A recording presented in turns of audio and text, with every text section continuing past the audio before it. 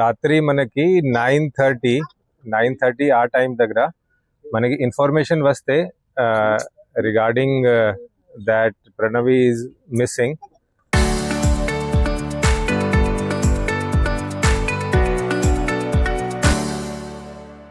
So వెంటనే మన నంద్యాల్ తాలూకాలో ఇది వైఎస్ఆర్ నగర్లో ఇది జరిగింది.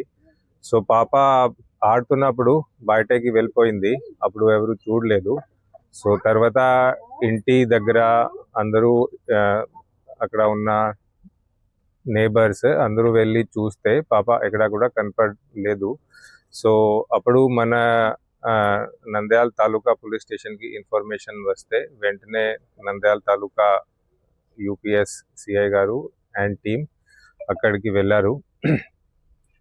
అక్కడికి వెళ్ళి మనం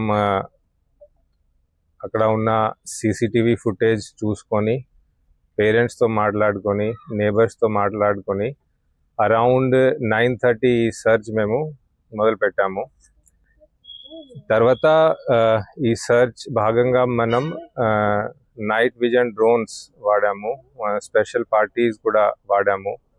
మనం అన్ని డిపార్ట్మెంట్స్ కూడా వాళ్ళ సైడ్ నుంచి కూడా మేము కోఆపరేషన్ తీసుకొని ఈ ఆపరేషన్ 9:30 నుంచి మొదలుపెట్టి ఇది మార్నింగ్ 6 AM వరకు దిస్ ఆపరేషన్ మనం కంటిన్యూస్గా ఎఫర్ట్స్ పెట్టుకొని చేయడం జరిగింది.